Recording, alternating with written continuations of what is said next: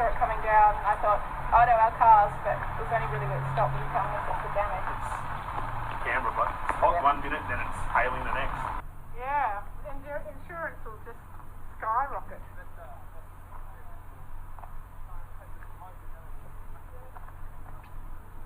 Oh my goodness.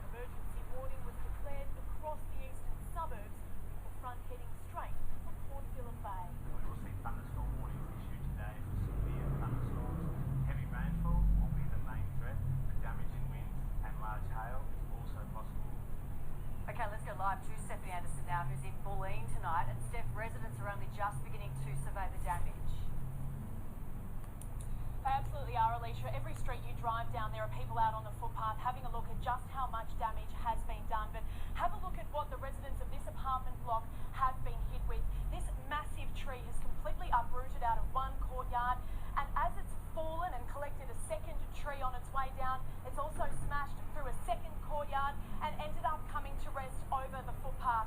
Incredibly lucky that no one was walking along this area this afternoon. The residents tell me it happened before they even could realise what was going on. They have called the SES for help, as have hundreds of other Melburnians this afternoon. There have been 432 calls to those volunteer crews in just the past hour. 103 of them have come from here in Manningham, where I am, and no doubt, Alicia, they are going to be run off their feet trying to keep up with demand this evening as this clean-up only begins. Yes, indeed. Okay, Steph. Tracy, I'll show you where the damage where I am here in Kew. You can see this massive tree which has been uprooted by this storm. It's actually fallen on power lines, but thanks to crews that have been working through here through the night, this electricity in this street has been restored. The SES tells me they received 1,500 calls for help, most of those for building damage and also trees down. A supermarket roof collapsed under the sheer weight of the rain. We had golf ball-sized hailstones which smashed windows and cars and brought the Monash freeway to a standstill. When the large hailstorms stones hit, I've never heard anything like it. It was, you know, like someone was just smashing away on the car with a hammer. That's what it sounded like.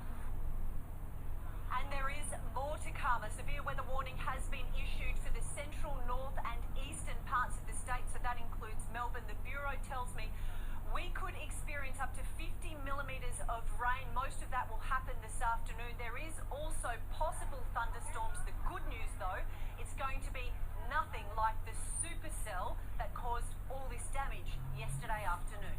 Tracy? Still preparations right across the state, Chris. Thank you. From one extreme to another, a mammoth dust storm blanketing the central west of New South Wales in a thick red haze. We'll be speaking to our reporter Amy Clements in Dubbo in a moment, but first to this report by Gabrielle Boyle. We expected rain, but not this. A monster dust storm sweeping across the central west, bringing a red vengeance to those left in its path. I feel like we're in an episode of Twister. First, it hit the town of Narromine.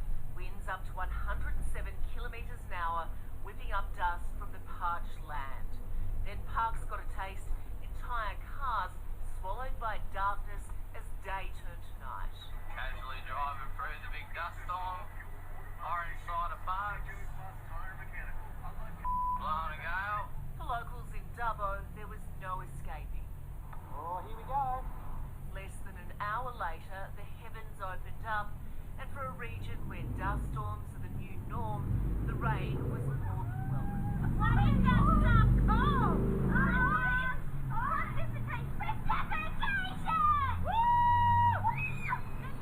Yes, Tracy, it did, and it really was an incredible sight.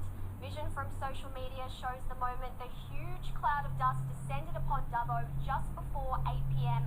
last night. Residents watched on as the dust rolled towards them, engulfing their homes and bringing with it a blanket of darkness.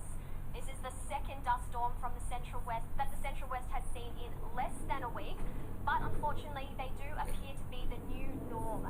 Long-standing drought is responsible for the increased number we're seeing. These dry conditions make it easier for winds to lift soil into the air. Rain did bring some relief for the residents of Dubbo, with the airport recording over just 2 millimetres. But without heavier rainfall, these dust storms could continue to pop up over the region. Tracy? Those images just incredible. Amy, thank you very much for